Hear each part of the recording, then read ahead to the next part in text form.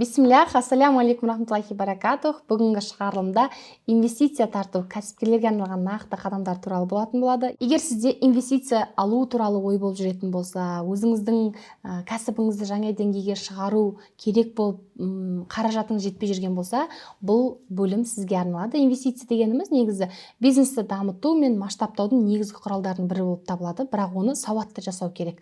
Бұл видеода инвесторлардан қаражат тартудың нақты қадамдарын қарастыратын боламыз. Егер сіздің бір керемет бизнес идеяңыз болатын болса, бірақ қаржы жетпей жатқан болса, бұл видео сізге арналады.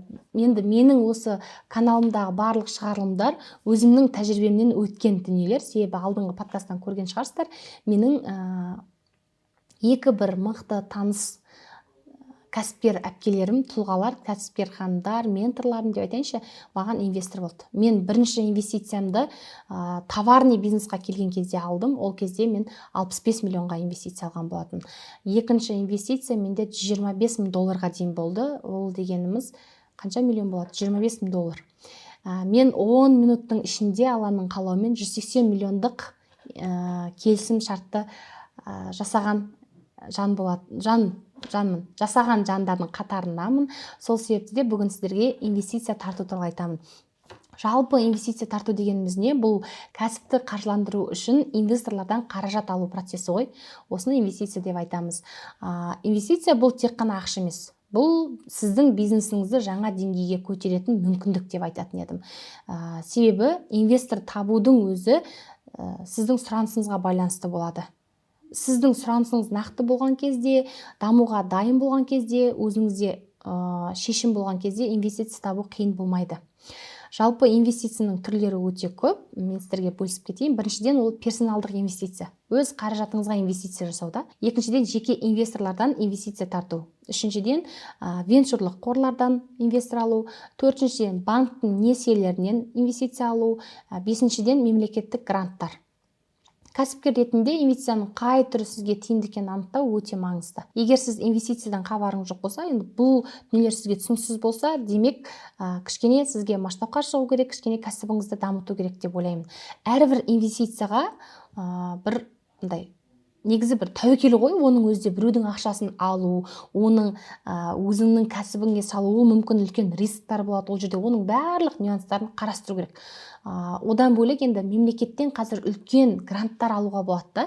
Тіпті қайтарымсыз гранттар да бар мемлекеттен. Мен енді өзім шәкірттеріме, 3 шәкіртіме мемлекеттен қайтарымсыз гранттар алып беріп көмектескен болатынмын. Жалпы енді 5 миллион, 2 миллион, 3 миллион дегендер қайтарымсыз болатын болса, 100 миллионға дейін азғантай пайызбен қайтарылатын инвестициялар болады. Енді бұндай эксперттер өте көп қой нарықта. Мен алдағы уақытта, егер сіздерге қажет дейтін болсаңыздар, бір активность танытып, осы комментарий жазып отыратын болсаңыздар, ондай өзімнің бір білетін кәсіпкер тұлғаларды подкастқа шақыруға тырысатын боламын. Сол себепті активны болыңыздар, кәсіпкерлер. Төртінші инвестиция тартудың мен осы негізгі қадамдарын бөліскім келеді сіздерге. Себебі инвестиция тартуда көп адам қателесіп жатады. Біріншіден, инвестиция тартудың қадамын айтайын, бұл бизнес модельді анықтау. Сіз қандай бизнеске инвестор тартқыңыз келеді? Екіншіден, инвесторлар үшін тиімді ұсынысты дайындау. Үшіншіден, қаржылық есептерді ретке келтіру. Төртіншіден, инвесторлармен келіссөз жүргізу. Ал бесінші, соңғы маңызды қадам ол келісім шарт жасау, қаражатты дұрыс пайдалану. Егер сіз осы қадамдарды дұрыс орындасаңыз, инвестор тарту әлде қайда оңай болады. Мен енді өзім 180 миллиондық келісім шартты 10 минутта шешкен жан ретінде бөлісіп жатырмын да. Инвестор сіздің бизнесіңізден қандай пайда алатындығын нақты білу керек. Сол кезде тіпті 65 миллионға 5 минутта шешім шығарған инвесторлар болған. Мен өзім де инвестор болған жобалар болған, жақсы сәтті аяқталған жобалар болған. Өзімнің инвестор болған кезімде мен осы жүйелерге, осы қадамдарға жүгіндім десем де болады. Бірінші қадам бизнес модельді нақтылау. Бұл сіздің бизнесіңіздің нақты құрылымы, қызмет көрсететін жүйесі және табыс көзі қандай? Бұл қандай негізге алына отырып сіз инвестор тартқалы жатырсыз, е? Инвесторлар тек қана идеяға емес, нақты жұмыс жасайтын бизнес модельге ақша салады. Үлкен қомақты қаржы салып жатырғаннан кейін ол кісілерге қандай сіздің бизнесіңіз мәселені шешетіндігі, кімдерге бағытталғандығы, қандай табыс әкелетіндігі өте маңызды.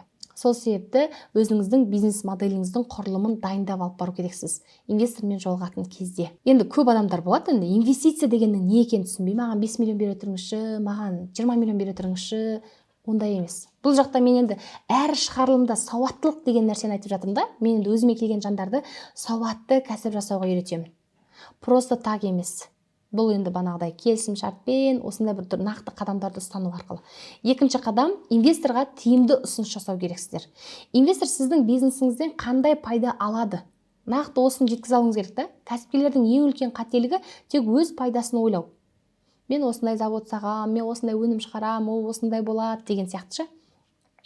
Инвестор қанша уақыттың ішінде өз қаражатын ақтап алады және де қандай пайда таба алады? Осы сұрақтарға нақты ұсыныспен бару керексіз. Тиімді ұсыныспен бару керексіз инвесторға. Үшінші қадам, қаржылық есептерді ретке келтіру. Енді бизнестердің қаржылық моделі, кіріс шығарысы, балансын көрсете алмайтын болсаңыз, бір нақты, онда инвестор сізбен ары қарай сөйлеспейтін болады. Нақты жазылған, енді өзіңіздің бір қаржылай өте сауатты моделіңіз болу керек. Егер сіздің кіріс шығысыңыз, болжамыңыз, пайдаңыз түсініксіз болатын болса, инвестор тіпті сізбен сөйлеспейді.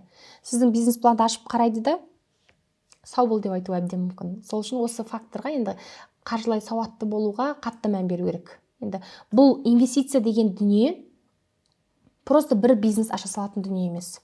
Соған қатты мән берсеңіздер де, мен де өзім инвестор тартып та көрдім, өзім инвестор болып та көрдім. Сол себепті бұл жерде сауатты болу өте маңызды. Төртінші қадам, инвесторлармен келіссөз жүргізу. Бұл жерде енді инвесторға бизнесіңіздің артықшылықтарын дәлелдеу керексіз. Нақты не үшін сізге ол жан инвестор болу керек? Инвесторлармен сөйлескенде сенімділік пен нақты сандар өте маңызды. Нақты факт пен санмен сөйлеу керексіз. Қалай жасайтындығыңызды. Одан кейін келіссөз кезінде инвесторлардың сұрақтарына нақты жауап беру керексіз. Ол енді белгісіз болып тұр, енді көреміз, енді менің ойымда деген дүниелер болмайды. Нақты сұрақтарға нақты жауап беру арқылы сіз инвесторлы ойландырмай өзіңізге керекті қаражатты алуға мүмкіндік аласыз. Бесінші нақты және маңызды қадам бұл келісім шарт жасау. Және қаражатты дұрыс пайдалану деп айтайыншы. Маңызды дүние осы ғой. Көп адамдар инвестор тартып алады, бірақ оны дұрыс жүргізе алмай банкрот болып жатады бар. Құдай сақтасын енді. Бірақ инвестициялық келісім шарттың болуы ол маңызды дүние. Просто ала салам, бере салам, мысалы біреулер инвестор шақырған кезде мынандай да болады да, маған сенбейсің ба, не дегендер де жүріп жатады да. Уже ол кезде ол адаммен жұмыс жасауға болмайды деген бірінші қадам. Инвестордан қаражат алған соң оны дұрыс басқару керексіз ақшаны. Одан кейін инвестиция тек бизнес дамыту үшін қолданылу керек. Инвестиция алып алып, сен шетелге демалып кету, инвестиция алып алып бір өзіңе қажетті бір хотелкіңді жабу деген дүние жоқ. Бұл егер сізде әлі бір базовый потребностьтар жабылмаған болса, егер сізде бір әлі бір өзіңізді ұстай алмайтын эмоциялық тұрғыда покупкалар жасайтын болсаңыз, сізге инвестормен жұмыс жасау әзірге керек емес. Тіпті сізге әзірге артық ақшаң болса да, инвестор болудың шарттарын білмейтін болсаңыз, инвестор болып қажет емес. Ал инвесторлар қандай кәсіптерге қаржы салады? Осыған тоқталайын. Ең біріншіден жоғары табысқа келетін бизнеске қаржы салады. Екіншіден масштабталатын жобаларға қаржы салады. Үшіншіден нарықтағы сұранысы бар кәсіптерге қаржы салады. Мен осы кезге дейін айттым, бизнес модуль, бизнес ниша, нарықты зерттеу, сауатты болу дегеннің барлығы сізді осы масштабқа алып келеді. Сіздің тіпті ақшаңыз жоқ па? Сіз білімді болу арқылы өзгелердің ақшасына бизнес жасай аласыз. Мен оған өзім дәлелмін. Мен алғашқы 65 миллион инвестор тартып, өзімнің осы товарный бизнесімді жаңа бір деңгейге шығардым деп айта аламын. Өзім инвестор болу арқылы бір кәсіпкердің масштабқа шығуына үлес қостым деп айта аламын. Алланың қалауымен. Жалпы инвесторлар әр бизнеске ақша сала бермейді. Осындай бір белгілі бір масштабтарға қарайды, белгілі бір құндылықтарға қарайды, жобаның идеясына қарайды деген сияқты. Сол үшін өзіңіздің жобаңызды қорғап алуыңыз өте маңызды. Ал именно инвестицияда жіберілетін қателіктер, жиі жіберілетін қателіктер бұл жоспардың болмауы, қаржылай есептің болмауы және инвестордың пайдасын дұрыс есептемеу. Болмаса өзің бір 90% алып, ол кісіге 10% беру. Енді бізде исламда пайызбен алуға болмайтындықтан, даже ислами тұрғыда инвестор болу шарттарын білу. бұл жерде енді харам болып қалмауына, пайыз болып қалмауына мән беру деген сияқты да. Көптеген кәсіпкерлер инвестордың не қалайтынын түсінбейді. Көптеген кәсіпкерлер, ой, ол мен жарты бизнесімді алғысы келіп тұр, ол дұрыс емес. Наоборот, инвесторға сен дұрыс нақты ұсыныс айта алсаң, ол кісі сіздің ұсыныстан бас тартпайтын болады. Ал инвесторға ұсынатын ұсынысыңыз нақты, қысқа, тиімді болса, мен секілді 5 минутта инвесторды ала аласыз, тіпті мен секілді шешім шығарып, өзгерге инвестор бола аласыз, егер дәл осындай ұсыныс болатын болса. Ал бизнесті инвесторға дайындау үшін не істейміз деген сұрақ бар. Сіздің күшті идеяңыз бар. Ол үшін бірінші жүйелі басқаруды енгізесіз, екіншіден қаржыны тұрақтандырасыз, үшіншіден бизнестің масштабын дәлелдейсіз. Ол да нарыққа анализ жасау арқылы келетін дүниелер. Инвесторлар тұрақты әрі өсу қабілеті жоғары бизнестерге қаражат салуға дайын. Қазір көп мен инвесторларды білемін арамыздағы. Мен тіпті өзім де қазір, егер сондай маған ұтымды ұсыныс келіп тұрса, бас тартпайтын едім. Бірақ ол анандай емес, енді қазір кішкене болады. Маған 1 миллион беріңізші, мен қайтарып берем, Алла көріп тұр деп қояды ғой жаңағы. Сондай емес. Сіз өз бизнесіңіздің инвесторлар үшін тартымды екенін дәлелдеуге тиіссіз. Сол кезде инвестор сіздің бизнесіңізге инвестиция беруге дайын болады. Жалпы, енді мен бұл қазір нақты қадамдарды беріп жатырмын да, қалай инвестор алуға болатындығы және қалай инвестор болуға болатындығы. Өзімнің тәжірибемнен алынған. Егер видео ұнаса, пайдалы болса, лайк басып, каналға жазылып, комментарий жазып отырсаңыздар, маған деген сіздердің бір кері байланыстарыңыз болатын еді. Егер сіз өз бизнесіңізге инвестиция тартқыңыз келсе, осы қадамдарды міндетті түрде қайталаңыздар. Сіз осы қадамдарды жасамай, инвестор ала алмайсыз. Сіз сондай деңгейге жеткенде ғана, сондай масштабты ойланғанда ғана, сондай жүйелі, сауатты бизнеске қадам жасағанда ғана өзіңізді жаңа бір деңгейге көтере аласыз. Тіпті өзіңізді көтеруге қаражатыңыз болмаса, сол деңгейге шығу үшін өзгелерден қаражат ала аласыз. Каналға жазылып пікір қалдырыңыздар, және де біздің бұндай шығарылымдар көп болады. Алдағы уақытта әртүрлі мемлекеттен алатын гранттар туралы да айтатын боламыз. Ондай тіпті өзімнің ментор, ұстаздарын да шақыра алатын боламын. Өзімнің қандай жандардан білім алдым, сол жандарды бөлісуге тырысамын. Одан бөлек сіздер менің каналымнан кімді көргілеріңіз келеді, қандай сұраққа жауап алғыларыңыз келеді, барлығын өзімнің білетін, өзім жасап көрген тәжірибемен бөлісетін боламын.